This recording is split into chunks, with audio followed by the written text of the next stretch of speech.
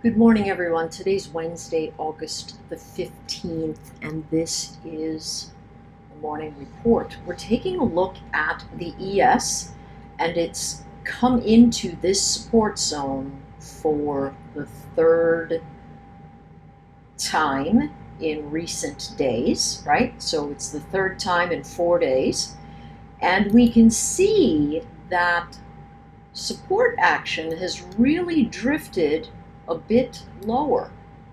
Okay, now there's an overall neutrality to this chart that we can see if we just take a look at these edges right here. Okay, we can see that up above us near 43, maybe even 44, and then here at 20. So let's say this is a measured move, okay? That gives us 23 and a half points or so, 23 points or so. If it fades from that space, that's going to put us down at this area near 2802, and indeed that provided the bounce zone off of this wave. So my supposition is the loss of this area leads us down eventually into this area. If we take a look at the overall price action, I know we've got an arrow here, but this downward arrow in this space, in the space of neutrality, tells us that we actually do the reverse. It gives us a bounce pattern, and it's got the stair step through the prior day's lows, and then we stair step it up into our 30-minute low of yesterday. We'll be watching that. I'm going to return this 2831 to where it was a moment ago before I replaced it, because I do think that's a fairly good midline here in this drop off. Our charts really are landlocked in general motion. We drew a wedge yesterday. We said it was a weak trend line, and of course we know weak trend lines have issues, and that one certainly did. So let's draw a new one, and we're going to keep this one because when it broke, it really did break. So we're going to be looking for resistance areas here unless more selling action shows up here at the monthly open and we end up having trouble. So what do we know? Right here, bounce zones. This is the lower edge of the support area for our trigger points. We have bounce zones here. The stop is very tight, right? We've got about 3 points of motion. What we want to do is see it stair step its way through these edges. We've got neutral action across the board. This is not a trending day. Support to resistance, resistance to support until that support or resistance breaks. Look at all the cross current. We have upward formation overall from a test of this low to this low. We've got strength here. We've got weakness in the slow SMI. We have strength in the MACD histogram. We're sitting in a negative formation, and we just had a fade out of the space. If we take a look at the measured move for this kind of range, 43 to 20, that's that same number, right?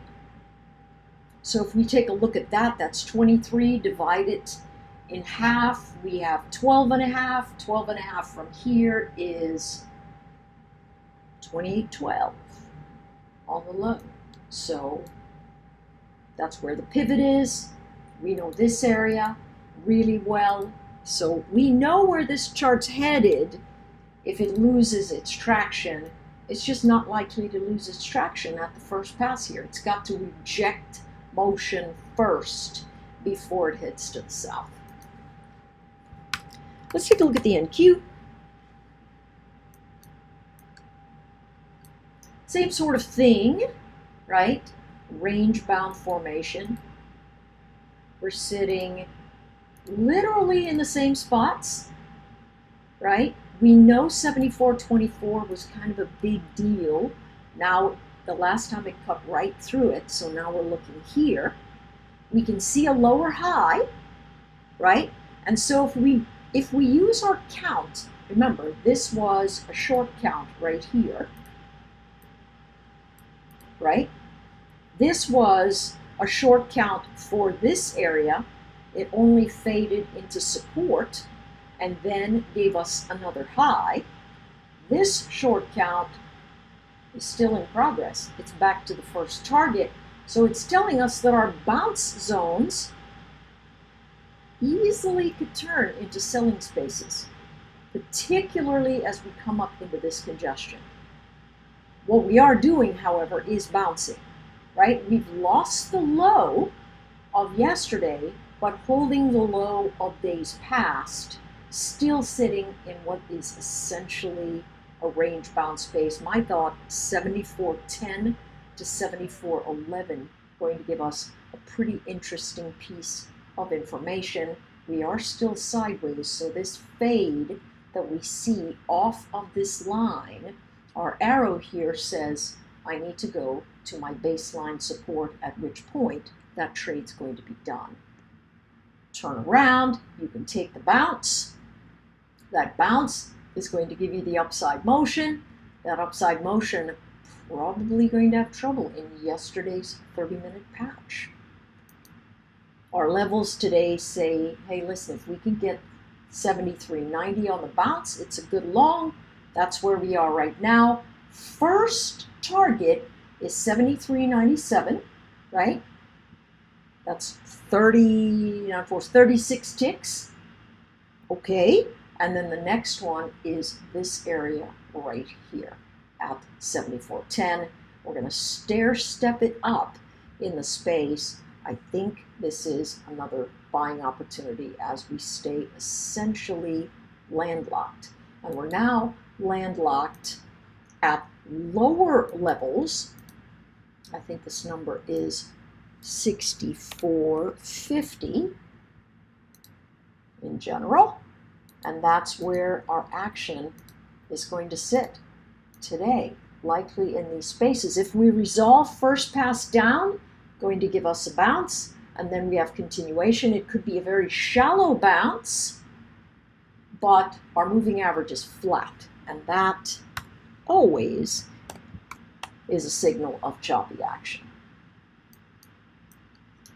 This morning I put a tweet out that said, hey, listen, is this a canary in the coal mine? Because this chart faded key support levels right around here, now sitting down here. So what we have to do is move that line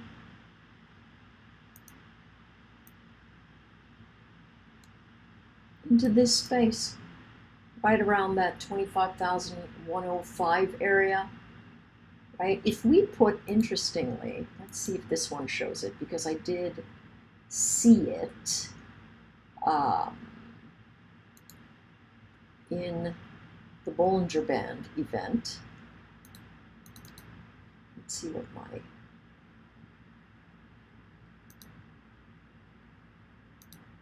okay, so we don't want that to be simple, we want that to be exponential, we want this number to be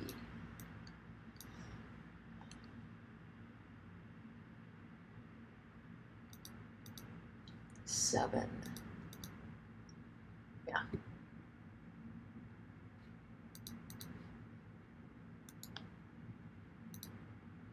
Let's see if it shows up here. Yes, it sure does. So here's the edge of the band. That is a bounce zone. It's a bounce zone, and it's colliding with the pivot and prior support. So there's a lot going on here. What's the fly in the ointment? This low SMI looks like death on a stick for anybody thinking about a long, so the bounce action is very likely to have trouble at frontline resistance. It just is very likely to do it. Where is that number? It's sitting here 179, 180, that's below the day's prior low and well below the 15-minute, the 30-minute low from this chart. So we really want to watch for that. But this is a bounce action event into frontline resistance. If you're going to set that trade up, you know I like using the 3200 tick once we get the big level test.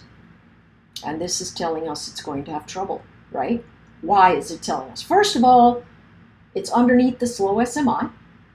We've got the flat action here, so we know that we are trying to bounce, but this bounce is going to look a lot like this. It's going to bounce into resistance, come back, and if it holds the low, it's going to give us further upside action. Right now, that's not what it's telling us. It's just telling us, hey, listen, I've got resistance here. So until I get up and over this level, and in fact, get up and over this level, that first move into this level is going to be a short. 100%. Going to be a short, but if it holds the higher low, we're in business back to the upside. Otherwise, this one particularly looks nasty on the fade. And that could be telling us a lot about our charts in general. Let's go backwards here, since we've already got this tight motion. Look at the location of the slow SMI here. We've got this. This is the real region that we're watching on the test. We have the EIA today. We cannot get past our downward sloping moving average. It looks terrible, but if we get to bigger formations, we can see the struggle, right? Shoulder, head, shoulder. My suspicion is that we are going to try and hold a bounce in this particular space. Where would I like for that bounce to be? Well, I would like for it not to head back to this morning's low, but it could easily. Look at that slope. That's terrible. It's telling us we have downward motion in the chart. Everything's downward. Do I think it's got a shot at bouncing? Of course I do. But if we start the count on the 4-hour space and we say, all right, where's my heavy congestion? It's right here. Heavy congestion is here, and that is different to support. Support is really much lower, right? We can pretty much see that once everybody gets to here, they start buying on this edge.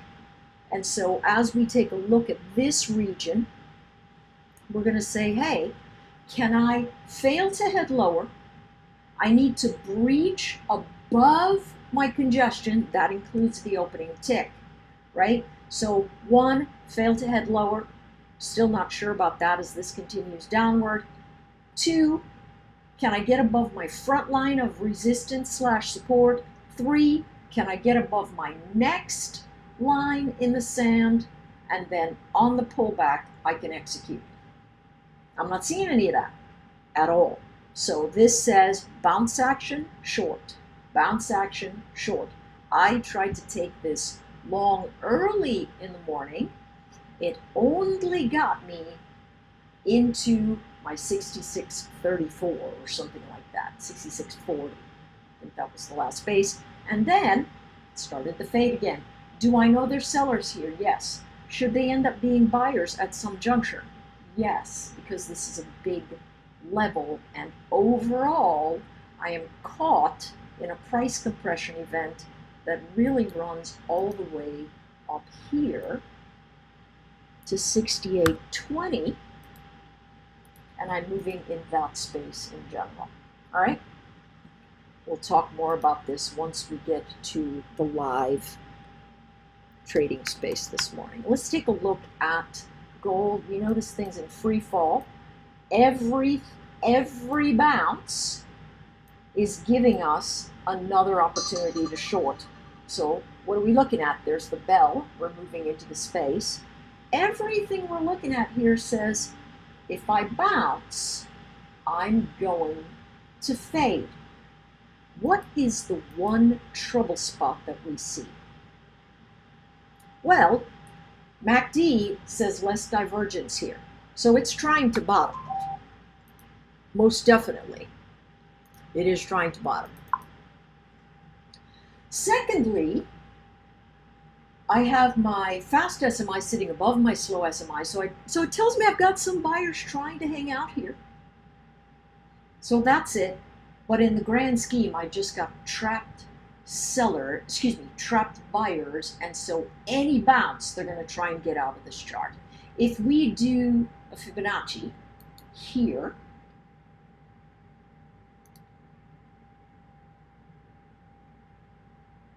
we can see the 127.2. Here's the 1618.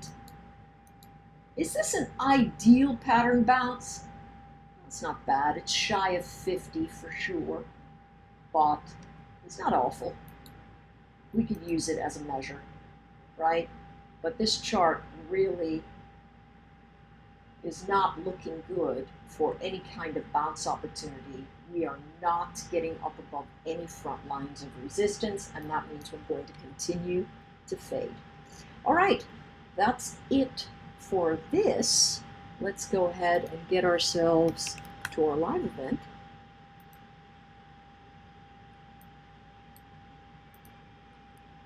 And we'll set up.